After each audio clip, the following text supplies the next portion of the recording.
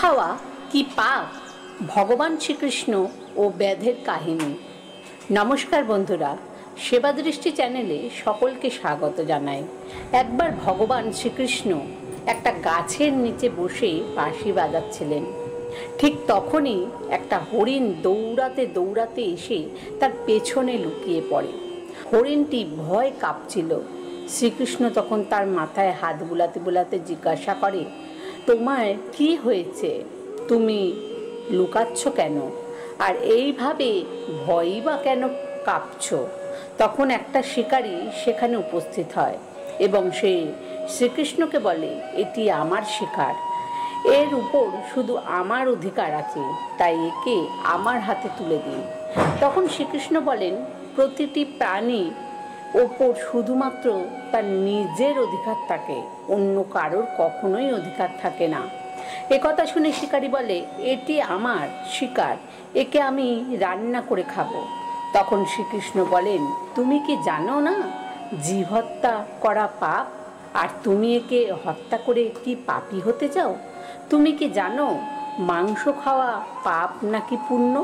একথা শুনে শিকারী বলল, আমি আপনার মতো জ্ঞানী নই, আমি জানি না মাংস খেলে পাপ হয় নাকি পুণ্য। আমি শুধু এইটুকুই জানি যে শিকার করাই আমার কাজ, আর আমি যদি শিকার না করি তাহলে আমি না খেয়ে মরে যাব। আর তাছাড়া এই প্রাণীটিকে আমি হত্যা করে একে তার জীবন চক্র থেকে মুক্তি করছি। তখন যত দূর আমি শুনেছি, শাস্ত্রে ও সংসারে কোনো নিষেধাজ্ঞা নেই, এমনকি রাজা মহারাজারাও শিকার করে থাকে। তাহলে এই পশু শিকার করা বা মাংস খাওয়া শুধুমাত্র কি আমাদের মতো গরিব মানুষদের ক্ষেত্রেই পাপ? হে শ্রীকৃষ্ণ, আপনি বলুন, মাংস খাওয়া পাপ নাকি পুণ্য? শ্রীকৃষ্ণ বুঝতে পারলেন নিয়মিত মাংস খাওয়ার ফলে তার বুদ্ধি ভ্রষ্ট হয়েছে। তখন তিনি ওই শিকারীকে বললেন, এসো, আমি তোমাকে একটা গল্প শোনাই। সেই গল্পটা শোনার পরে তুমি বিচার করো যে মাংস খাওয়া পাপ নাকি পুণ্য। তখন শিকারী ভাবল, ভালোই হবে, একটা গল্প শুনলে আমার সময়ও কাটবে এবং গল্পটা শোনার পরে এই হরিণের মাংসও আমি খেতে পারবো। শ্রীকৃষ্ণ তখন গল্প বলতে শুরু করলেন। একবার মগধের আকাল দেখা দিল, যার ফলে মৎস্য উৎপাদন বন্ধ হয়ে গেল। তখন রাজা খুবই চিন্তায় পড়ে গেলেন এবং ভাবলেন, শীঘ্রই এর কোনো সুরাহা না করা গেলে যে সমস্ত খাদ্যশস্য সঞ্চিত আছে তাও একসময় শেষ হয়ে যাবে। তখন আরও বড় সমস্যা দেখা দেবে। এই সমস্যার সমাধানের জন্য রাজা তার রাজসভায় সমস্ত মন্ত্রী, সামন্ত এবং পরামর্শদাতাদের ডেকে পাঠালেন। তিনি তাদেরকে জিজ্ঞাসা করলেন, সবথেকে সস্তা খাদ্য দ্রব্য কি? সকলে তখন ভাবল, চাল, ডাল, আলু, এই সমস্ত উৎপাদনের জন্য অনেক পরিশ্রমের দরকার হয় এবং অনেক সময় লাগে। তখন রাজসভায় উপস্থিত একজন সামন্ত, যার শিকার করার শখ ছিল, সে উঠে দাঁড়িয়ে বলল, রাজামশাই, সবথেকে সস্তা খাদ্যদ্রব্য হলো মাংস, কারণ এর জন্য কোনো অর্থ ব্যয় করতে হয় না এবং তা খুব পুষ্টিকর খাবারও। সকলে তখন তাকে সমর্থন করলো। কিন্তু এই প্রথা শোনার পরেও মগধের প্রধানমন্ত্রী চুপ করে বসেছিলেন। তখন রাজা জিজ্ঞাসা করলেন, আপনি কেন চুপ করে বসে আছেন? আপনি অন্তত কিছু বলুন। আপনার কাছে সবথেকে সস্তা খাদ্যদ্রব্য কে? প্রধানমন্ত্রী বললেন, আমার মনে হয় না সবথেকে সস্তা খাদ্যদ্রব্য মাংস, তবুও এই বিষয়ে আমি আমার মতামত কালকে জানাবো।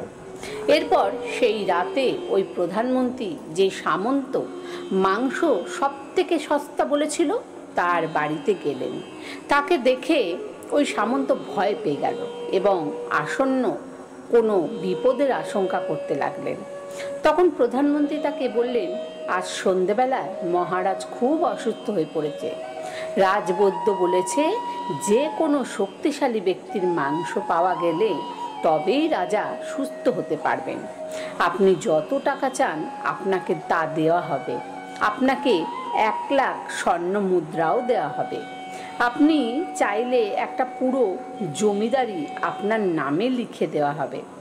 তার বিনিময়ে আপনি শুধু আপনার বুকের থেকে 20 গ্রাম মাংস আমাকে কেটে নিয়ে যেতে দিন। এই কথা শুনে ওই সামন্ত ভয় কাঁপতে লাগলো। ভাবল যে যদি প্রাণী না থাকে তাহলে স্বর্ণমুদ্রা জমিদারি নিয়ে এসে কি করবে। সঙ্গে সঙ্গে সে দৌড়ে চলে গেল এবং 1,00,000 স্বর্ণমুদ্রা মন্ত্রীর হাতে দিয়ে বলল, মন্ত্রীমশাই, এই 1,00,000 স্বর্ণমুদ্রা আপনি আপনার 1,00,000 স্বর্ণমুদ্রার সঙ্গে যোগ করে নিন, আর এই 2,00,000 স্বর্ণমুদ্রা অন্য কাউকে দিয়ে তার মাংস নিয়ে নিন। আপনি আমাকে এখন যেতে দিন। প্রধানমন্ত্রী বললেন, সামন্ত মশাই, আপনি শারীরিক দিক থেকে খুবই বলবান। তাছাড়া আপনার উচ্চতা, চেহারা রাজার সঙ্গে অনেকটাই মিলে যায়। তাই আজ বৈদ্য বলেছে যে আপনার মাংসই রাজাকে সুস্থ করতে পারে। তাই আমি আপনাকেই আমার প্রধানমন্ত্রীর পদও দিয়ে দেব। দরকার হলে আমি আপনার সেবক হয়ে থাকব, কিন্তু আপনি আপনার হৃদয়ের মাংস আমাকে নিয়ে যেতে দিন। তখন এই সামন্ত তাড়াতাড়ি নিজের পোশাক ও জুতো পরে নিয়ে মন্ত্রীকে বললেন, আমায় যদি প্রাণী না থাকে তাহলে আমি প্রধানমন্ত্রীর পদ কেন, রাজার পদ পেয়েই বা কী করব? আপনি বরং আমাকে যেতে দিন। এই বলে সে লাফ দিয়ে ঘোড়ায় উঠে গেল। কিন্তু প্রধানমন্ত্রী ঘোড়ার ধরি টেনেছিল, ধরে বলল, আপনার কোথাও পালানোর দরকার নেই, আপনি বরং আপনি নিজের ঘরেই চলে যান। আমি অন্য কোথাও গিয়ে দেখি যে মাংস পাওয়া যায় কিনা। এই বলে প্রধানমন্ত্রী সেখান থেকে চলে গেল। এরপর প্রধানমন্ত্রী অন্যান্য সামন্তদের বাড়ি গেল এবং সকলের কাছেই মাংস চাইল, কিন্তু কেউ তা দিতে রাজি হলো না। তার বিনিময়ে তারা সকলেই 1,00,000 থেকে 5,00,000 পর্যন্ত স্বর্ণমুদ্রা প্রধানমন্ত্রীকে প্রদান করলো। এইভাবে প্রধানমন্ত্রী 1 কোটি মুদ্রা পর্যন্ত পেয়ে গেল। এরপর তিনি নিজের মহলে ফিরে গেলেন। পরের দিন সকাল সকাল তিনি রাজসভায় চলে গেলেন। সেখানে অন্যান্য সামন্তরা উপস্থিত ছিলেন। তারা সবাই উদ্গ্রীব ছিলেন রাজার শরীর কেমন আছে তা জানার জন্য, কিন্তু কেউ কাউকে গত রাতের কথা কিছু বলে উঠতে পারছিল না। এর কিছুক্ষণ পর রাজা আসলেন এবং নিজের রাজসিংহাসনে বসে পড়লেন। সমস্ত মন্ত্রী ও সামন্ত দেখলেন যে রাজা তো একদমই সুস্থ আছে, তার তো কিছুই হয়নি। তখন সকলেই ভাবল যে প্রধানমন্ত্রী নিশ্চয়ই তাদের মিথ্যা কথা বলেছে, কিন্তু তারা কেউ সেই কথাটা মুখে বলে উঠতে পারছিল না। ঠিক সেই সময় প্রধানমন্ত্রী রাজার সামনে 1 কোটি স্বর্ণমুদ্রা রেখে দিল। তখন রাজামশাই বলল, এই স্বর্ণমুদ্রা কিসের জন্য এবং এত স্বর্ণমুদ্রা আপনি কোথা থেকে পেলেন? এর উত্তরে প্রধানমন্ত্রী বললেন, 20 গ্রাম মাংসের জন্য আমি চারিদিকে ঘুরে বেড়াচ্ছিলাম, কিন্তু সেই 20 গ্রাম মাংস আমি কোথাও পেলাম না। সেই মাংসের বদলে সমস্ত সামন্তরা এই স্বর্ণমুদ্রা আমাকে দিয়েছে। এবার আপনি বলুন, মাংস দামি না সস্তা? রাজা সব কিছু বুঝতে পারল। তিনি তার রাজ্যের শ্রমিকদের আরও কঠোর পরিশ্রম করে পুষ্টিকর খাদ্য উৎপাদন করতে বললেন এবং নিজের শস্য ভাণ্ডার থেকে তাদেরকে শস্য প্রদান করলেন।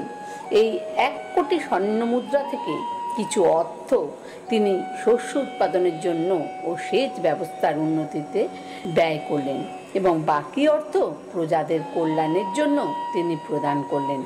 কিছু কালের মধ্যেই খুব ভালো শস্য উৎপাদিত হলো। প্রজারাও পুষ্টিকর খাদ্য পেল। এর কিছুদিনের মধ্যেই আবহাওয়ার পরিবর্তন ঘটল এবং আকাল দূর হলো সকলেই, ফলে প্রজাদের অবস্থার উন্নতি ঘটল। এই গল্প শোনার পর শিকারী বুঝতে পারল যে শিকার করা মোটেও ভালো নয়, কারণ কারো জীবন নেবার মধ্যে কোনো মহত্ব নেই, বরং জীবন প্রদান করাই হলো মহত্বের। প্রতিটা প্রাণী কাছেই তার জীবন অধিক প্রিয়। এরপর শিকারী নিজের ভুল বুঝতে পেরে শ্রীকৃষ্ণকে প্রণাম করে সেখান থেকে চলে গেল এবং সে শপথ নিয়ে বলল আর বাকি জীবনে সে কখনোই প্রাণীকে আঘাত করবে না। বন্ধুরা, আজ এই পর্যন্ত।